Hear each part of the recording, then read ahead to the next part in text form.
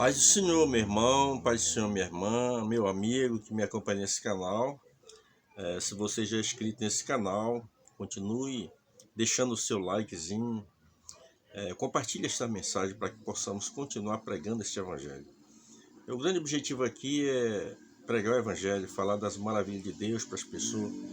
Nós precisamos povoar o céu. Isso existe uma forma através da pregação do evangelho, atentando para o convite e o ensino de nosso amado Senhor e Salvador Jesus Cristo, quando disse: ide pregar o evangelho a toda criatura. Quem crê e for batizado será salvo, quem porém não crê será condenado. E o João Paulo vai mais adiante.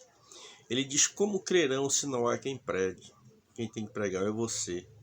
Os anjos gostariam muito de fazer isto, mas o Senhor não permitiu. Quem tem que falar de Jesus para as pessoas é eu e é você. Sempre que você orar, ore pelo irmão Miguel, ore por esse projeto, que são de 1000 mensagens. Nós já alcançamos a marca de mais de 300 mensagens. Estamos indo aí e contando sempre com as suas orações. Diariamente eu tenho oração na igreja de segunda a sexta-feira, na hora das 10 da manhã, e eu oro por cada um de você, mesmo não sabendo de onde você está, mesmo não sabendo o que você está passando, mas diariamente eu estou orando por você, mesmo sem saber o seu nome. Eu quero dizer a você que a partir da semana que vem não está comentando, fazendo um breve comentário, uma síntese da revista da Escola Bíblica Dominical. Você que é amante do aprendizado, da Escola Bíblica Dominical, nós estaremos ministrando aqui, fazendo uma síntese das lições que serão estudadas no domingo posterior. Você vê a minha retaguarda, as luzes. Eu tenho o privilégio de morar aqui em Porto Alegre, no bairro Paternò. Eu moro bem no topo, no sopé, digamos assim, do morro, E daqui da minha casa até o centro de Porto Alegre dá em torno de carro 20 minutos no máximo. Eu moro num bairro bem privilegiado, moro de esquina e a minha casa é uma casa de 2 pisos, então por isso que você está vendo esta visão ali, Eu creio que Deus vai falar com você através da sua palavra. Primeira carta do irmão João, no capítulo de número 3 e o versículo de número 15. Vamos meditar sobre esta palavra. Mensagem doutrinária. Diz assim então a palavra de Deus: todo aquele que odeia a seu irmão é assassino. Ora, não sabeis que todo assassino não tem vida eterna permanente em si? Vou ler mais uma vez para que você possa entender. Primeira carta de João, capítulo 3, versículo 15. Todo aquele que odeia seu irmão é assassino. Ora, não sabeis que todo assassino não tem vida eterna permanente em si mesmo? Esta palavra aqui ela é muito forte. Todo aquele que odeia o seu irmão é assassino. Uma tradução diz homicida. Na linguagem atual seria: todo aquele que odeia o seu irmão é um criminoso. Esta carta aqui é uma carta totalmente endereçada para cristão. Isso aqui nós estamos vendo aqui algo muito interessante, porque o irmão João, que é conhecido como o apóstolo do amor, ele reclinava a sua cabeça sobre o peito de Jesus, devido à grande afinidade que tinha, era filho de Zebedeu. Ele escreveu o evangelho que traz o seu nome, escreveu essas 3 cartas e também escreveu o último livro da Bíblia, chamado de Apocalipse. E ele está falando aqui no início deste texto aqui, você observa que ele fala: com grande amor o Senhor nos amou. Que o pano de fundo aqui seria o amor, que o amor é exatamente o oposto ao ódio. Nós vivemos no mundo hoje que você tem uma pessoa que ele é seu amigo, mas você não sabe até quando ele vai ser seu amigo. De repente você pode discordar de algo dele, e de repente você pode divergir com ele em alguma situação, e ele pode se tornar um grande inimigo seu, passa a odiar você. A facilidade com mais frequência, o ódio. Você vê que o ódio ele causa amargura no coração. O nosso irmão, o escritor Hebreus, no capítulo 12, ele fala ali para que você não deixe, nem eu nem você, que a gente não venha deixar brotar nenhuma raiz de amargura no nosso coração. Você vê que uma raiz, ela está aqui, de repente começa a crescer e faz daquela raiz uma grande árvore. E a amargura é isso. Primeiro vem o ódio. Uma tradução diz que aborrece a seu irmão, E aí vem criar essa raiz de amargura. Isso ela é como um câncer que corrói o ser humano por dentro. Eu e você, como servo de Deus, não podemos permitir que essa erva danina ela venha crescer no nosso coração. O cristianismo, muitas vezes a gente vê a maioria das pessoas vivendo um cristianismo teórico, mas o cristianismo ele tem que ser prático. O cristianismo não tem que ser apenas na aparência. Jesus reprovou muito essa atitude dos fariseus, porque tentavam viver uma vida de aparência. Nós temos que viver uma vida real. E quantas pessoas você vê que na igreja, eu estou me referindo a cristão, que odeia o seu irmão, que aborrece seu irmão. Isso não é de Deus. Jesus ele foi tão enfático no capítulo 5 do Evangelho de Mateus, que ele disse que se eu tiver uma oferta e estiver, digamos assim, num culto, né? Eu estou parafraseando, mas Jesus falou que se eu tiver uma oferta para dar ao Senhor, mas se na hora que eu for lançar aquela oferta, eu olhar para alguém e eu olhar para alguma pessoa, ou me lembrar de alguém que eu tenho ódio no coração, Jesus disse que antes de eu colocar aquela minha oferta, eu tenho que me retratar com meu irmão, pedir perdão a ele. E a gente vê as pessoas odiando uns aos outros, aborrecendo uns aos outros. Esse aqui é um dos sinais dos últimos dias. Jesus disse que nos últimos dias, uns aos outros se aborrecerão, se odiarão uns aos outros, e é o que a gente vê. São palavras que Cristo falou que tem que se cumprir. Mas eu, como servo de Deus, você, meu irmão, como servo de Deus, você, minha irmã, como serva do Senhor, você tem que orar incessantemente para que essa profecia não me cumpra na minha e na sua vida. Para que quando Jesus vier, nós possamos estar ligados com o céu. Neste mesmo capítulo aqui, a gente olha que o nosso irmão João ele faz uma menção sobre a pessoa de Caim. E ele diz que Caim era do maligno. Caim matou seu próprio irmão Abel, porque o Abel praticava boas obras. O que a gente observa na vida ali, quando voltamos para Gênesis capítulo 4, a gente vê que Deus ele conhece o nosso coração. Eu posso enganar você com a minha aparência, eu posso enganar você com as minhas palavras, mas eu jamais enganaria Deus porque Ele conhece o meu coração. Por isso que o nosso irmão Salomão diz, sobre tudo que deve guardar, guardas o teu coração, porque dele procede a saída da vida.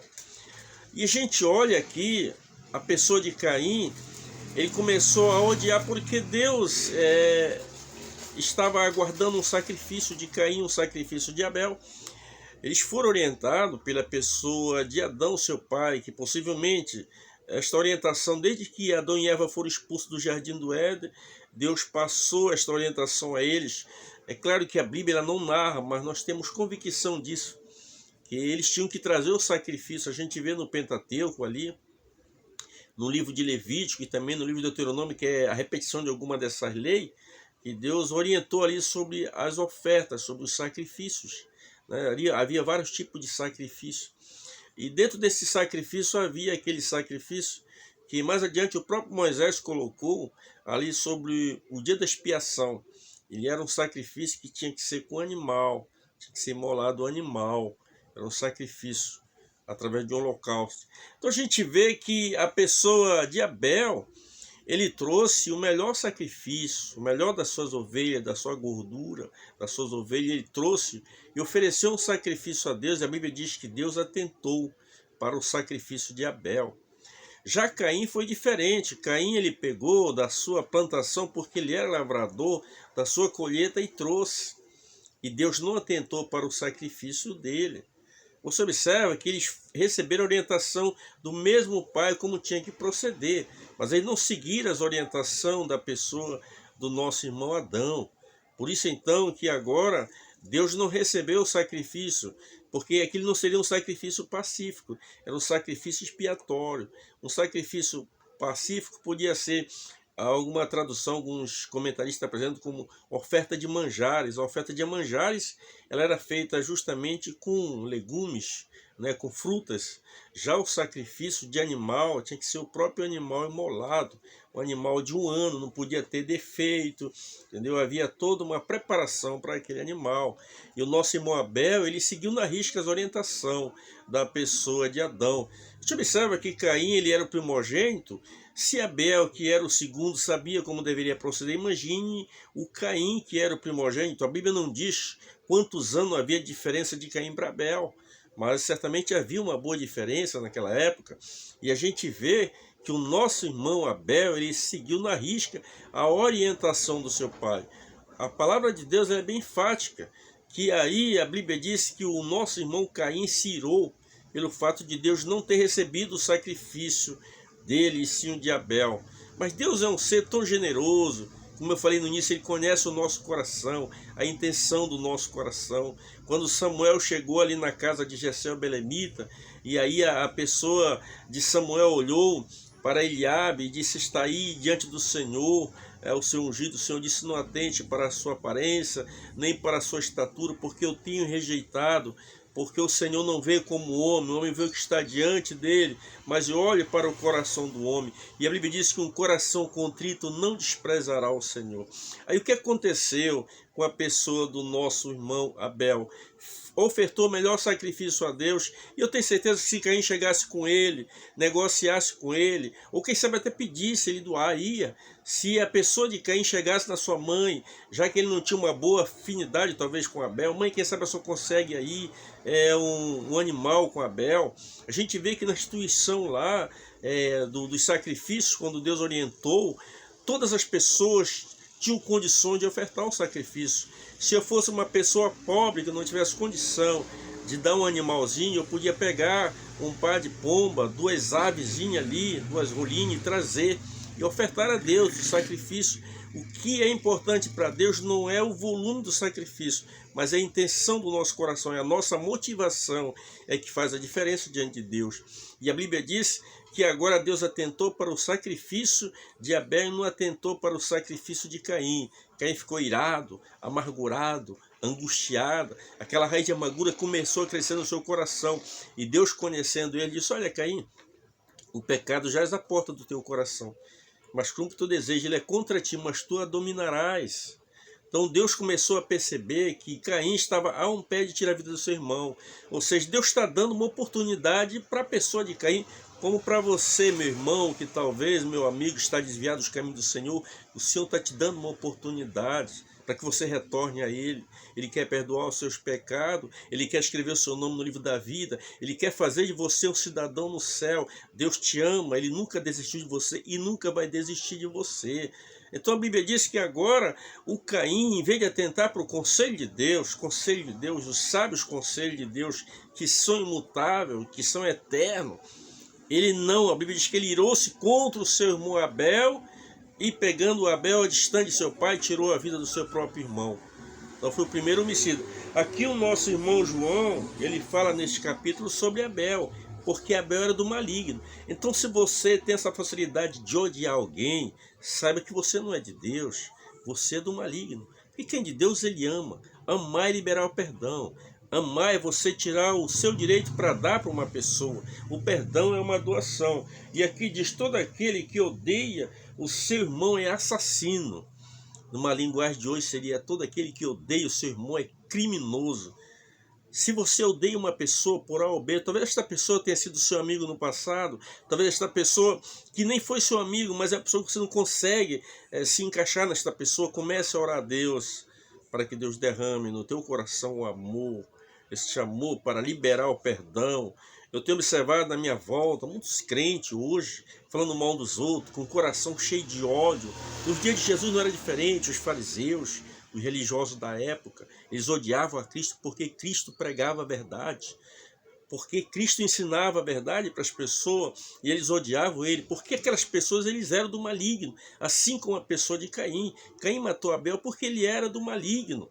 Mas você não, você é o escolhido do Senhor. Faça uma reflexão na sua vida. Quantos casamentos têm sido destruídos muitas vezes porque o ódio está no coração? A pessoa casa no momento do casamento, aquela declaração de amor, aquela coisa linda, os anos vão passando, o casamento vai se desgastando, o amor vai esfriando, e de repente essa pessoa rompe o laço ali de casamento e não demora, estão na justiça, não consegue mais olhar um no olho do outro.